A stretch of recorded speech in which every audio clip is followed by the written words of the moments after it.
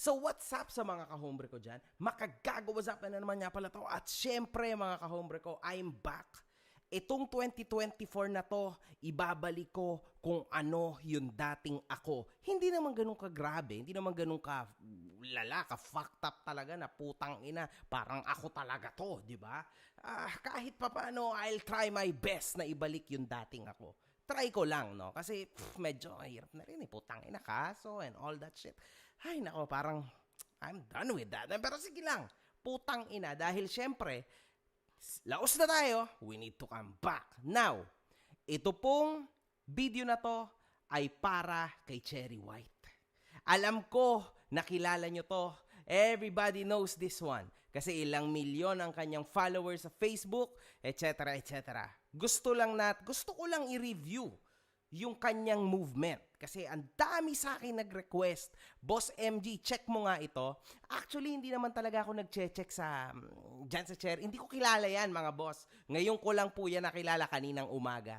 That's why ngayon, may idea na ako. Inaral ko yung kanyang ginagawa and ito yan. Real talk to ha. From 1 to 100, real talkin natin to. Masaklap to. Putang ina talaga. Napakasakit nito ha.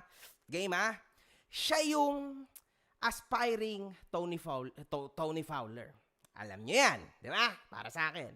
Pero nilagyan niya to ng konting twist.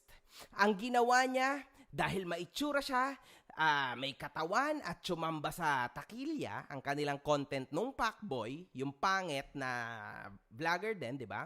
Then yun, tinuloy-tuloy niya na. Sa bandang yan, saludo ako actually sa'yo, Cherry White, no? Kasi syempre, kailangan mo yan. Bakit ba tayong lahat ng nasa social media para ay nandito, di ba? Syempre, para sa pera. Tangina, wag na tayong maging hipokrito dito, putang ina. Yung mga bobong tao na nagsasabi na hindi, tama na ang respeto, putang ina mo. Saan ka, pakakainin ka ba ng respeto mo? Sa'yo na yung respeto mo, wag ka na magtrabaho habang buhay ha. Sa'yo na yung respeto mo sa sarili mo at dignidad. Okay? Pero, wag ka na magtrabaho, wag ka na mag-hustle, wag ka nang gumawa ng kainan. Basta, pangawakan mo lang respeto at dignidad. Okay yan. Malay mo, babusog kang putang ina ka, di ba? Now, nagtaka tayo. Kasi, syempre, medyo nakita natin na ang mundo nila ay nagka-crumble. Nakita natin lahat, di ba?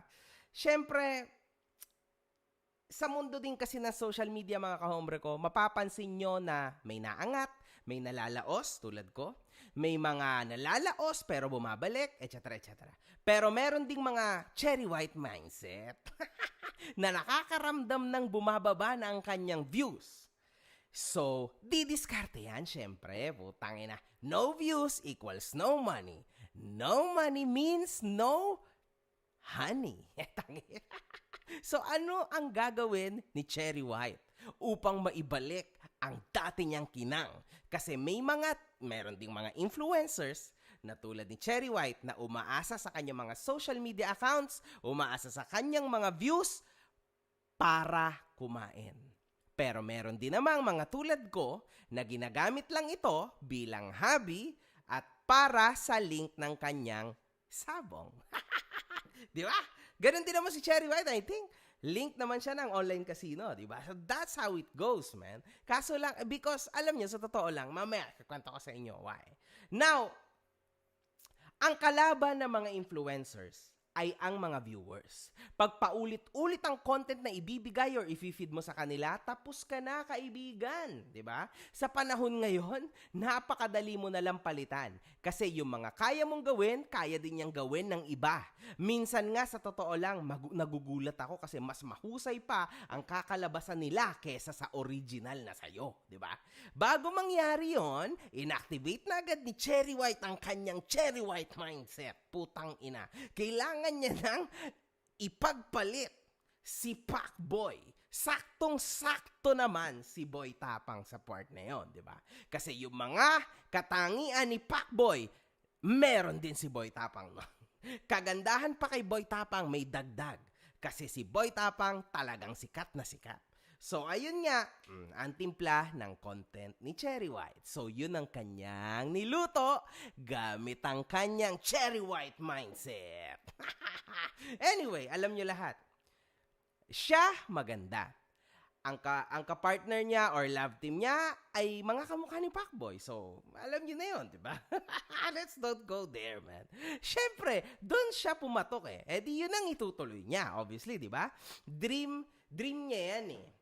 Isang maganda, well, how can I say this?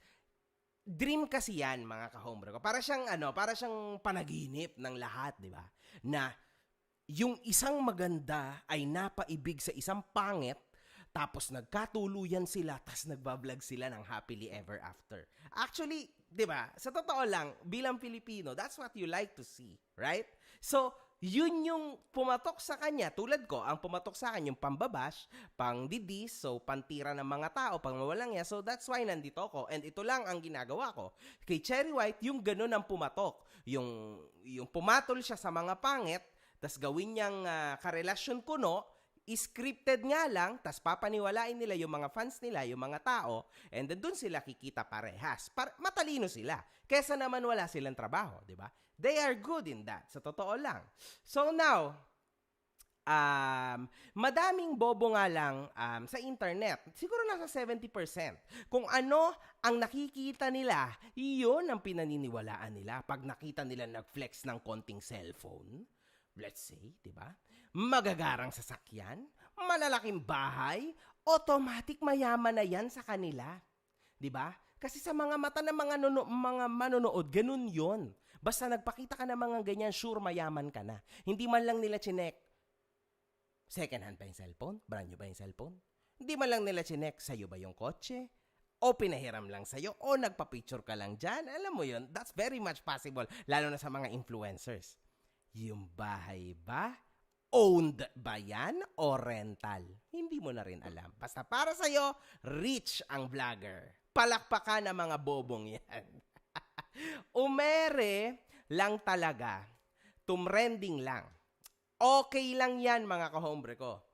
Kahit pekeng mga LV, Gucci, papatusin. Tas ikekwento nila sa mga vlog nila na original daw lahat yon. Ganon talaga, di ba? Real talk yan. So, sa kaso na to, sa totoo lang, si Boy Tapang ang kawawa dito. Kaibigan ko si Boy Tapang. Nakita nyo kung paano magagamit ng isang Cherry White. Di ba? Kasi, ang isang Boy Tapang. Usually kasi, who comes out winner sa mga ganito, sa mga mala dream relationship, sa social media, syempre yung babae. Kasi tama nang maya-maya pagka kunwaring medyo naipit na sa putang ina, si Boy Tapang, kinantot ako, puta, tas yun, iniwan ako, pinangain ako ng time, motherfucker, man, I'm fucking gone. Tangina, hiniwalayan ko siya because putang ina, amoy tayo yung hininga ni Boy Tapang, man, ayoko na siya, fuck, ayoko na, tangina, hindi ako sinusustentuhan. Pinatira ko siya sa bahay ko. Tangina, ano pa, binigay ko yung pekpek ko, yung puwet ko, yung ilong ko, yung tenga ko, lahat, man. Tapos ganun lang ginawa niya sa akin. Easy, di ba? Panalo na siya agad. Example lang yon ha. Tapos yung mga tao, maniniwala na siya sa kanya agad. Yung lalaki, or for example, si Boy Tapang, in this case, bye-bye. Ibabash ka na. Straight away. Easy, man. Easy. Now, sa panahon ngayon, sa totoo lang, para din sa mga fans, let's say, ni Pacboy, na gigil, nakita nyo naman na, nakita nyo kasi yung mga sitwasyon, diba? So, gigil kayo ngayon kay Cherry White, putang ina. Actually, mas bagay sa inyo yung mga bash nyo kay Cherry White. Kasi naniniwala kayo sa mga pakulo nila. Inaabangan nyo sila at tinangkilik ang tatangan nyo para sa mga fans ni Pacboy. To think na papato lang isang ganung itsura ni Cherry White, sa pangit itsura ni Pacboy. Kalimutan nyo na kasi yung putang inang panaginip nyo na yan. Na yung maganda papatol sa pangit, sa dugyot. Putang ina alam ko, it's fucking shit, man. Alam ko, it's fucking sad. I know it's fucking bad. But yun ang reality. Ano, paplastikin ko din ba kayo? Sasabihin ko na, oo nga. para lang nasa inyo din ako, para lang hindi nyo ako i-bash. No, man, kasi bubuksan ko yung utak nyo para malaman nyo yung real talk, yung totoo na alam nyo na ayaw nyo lang i-broadcast kasi masakit. Di ba? Sa panahon ngayon, real talk, pera-pera na lang ang usapan, mga kahombre ko. Alam nyo yan. Kahit ako, man, mukha talaga akong pera. Lahat gagawin ng tao para sa pera. Kahit pa isa lang na nila ang pangalan nila sa social media like me, di ba? Pumera lang. Ganyan ang buhay. Sino ba naman ang may ayaw mabuhay ng masagana? Di ba? Ginamit lang talaga nilang dalawa yung mga utak nila. Okay? So don't be mad at them. Be mad at you fuckers. Kasi ang bilis nyong maniwala, man. Sa chismis ko, eto chismis ko lang nasa 70% po ang chance na si Pacboy yung nahuli dahil nagbebenta siya ng ipinagbabawal na gamot na nagtrending sa social media at na nilabas ng ABS-CBN News. Sobrang coincidence kasi. Kahit naka-blur siya, halatang siya yon sa tindig at pananamit pa lang niya. Plus nasabi pa ang first name niya which is Jason. Alam nyo na yon. Alam nyo yan. Kaya, yung pinaka-last niyang upload, ang tagal na, di ba? Marahil, syempre, wala din naman talagang choice si Cherry White. Kung hindi ituloy ang buhay influencer. Kasi yun ang trabaho niya, di ba? May mga binubuhay din siyang tao, hindi natin alam, di ba? May anak din siya. May mga bills din siya, so wala siyang pakialam. Wala siyang time para isipin ang mararamdaman nyo. Kayo ba magbabayad ng mga bills niya? Okay, wala siyang choice but to move on, man. Gets nyo ba? Change page agad, pak. That's it, man. Kasi kailangan niyang kumita ng pera for the next month. Alam niyo naman sa YouTube, sa Facebook, how it works. Today ka nag-work, next month mo makukuha yung pay mo for this month. So she needs to work. There's no time to waste or lose. Tapos meron pa yung mga iba't ibang mga contract sa online casino, sa kung ano-ano pa niyang ine-endorso. She needs to do her content, man. Gets nyo? Alam nyo, sobrang sakit sa ulong maging influencer. Akala nyo lang, hindi. Isa pa, you guys think na ang isang influencer ay mayaman talaga. Tama? Gunggong ba kayo? Alam nyo ba kung magkano lang ang kinikita sa views sa YouTube? Ang 1,000,000 views ay equivalent sa 30 to 40 to 50,000 pesos. Pag good months pa, bar months. Samantalang sa Facebook, magkano lang ang kinikita ng mga influencers? 20,000 to 30,000, 1,000,000 views. Real talk yan. Tas pagka medyo nagkandaleche-leche ka pa sa guidelines, bang, reported. Down ang page, wala ka nang kikitain, hindi ka na monetized. Mas okay pa sa YouTube talaga in this case. Kahit papano may pera, but sa YouTube ang hirap na po ng views. Kasi nilamon na ng TikTok at ng Facebook ang mga manonood kasi mas easy access. Isa pa, sa TikTok, iniisip nyo kumikita yung mga TikTokers, it's a hell na. Hindi po kumikita ang mga nasa TikTok. Zero, man. Kundi yun lang ibinebenta nila sa TikTok shop.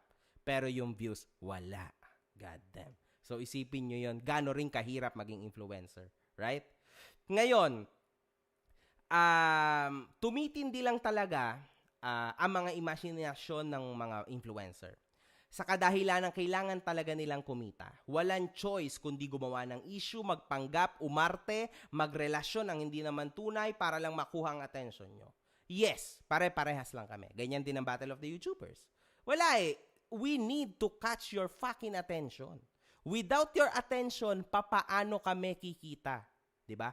Akala nyo ba madali itong ganito? Akala nyo ba madali yung ginagawa ni Cherry White, ni Pacboy, ni Boy Tapang? It's fucking tough, man. Kasi hindi mo alam kung papatok siya or hindi. Diba? At plus, hindi mo rin alam kung hanggang kailan ka sa Facebook. As sa isang iglap, mamas report ka, game over, man. So wala kang choice, lilipat ka sa YouTube. YouTube is equivalent to death. Kasi wala na sa YouTube, man. It's over. Right? That's life, man. Ganun talaga. Ang diferensya ko sa mga taong mga nasabi ko, ako ay totoo. Ang dami kong kinuwento sa inyo na mga katotohanan. Unfortunately, hinayupak lang talaga ako magsalita. Masakit, pero totoo. One love, good fucking vibes. I'm back!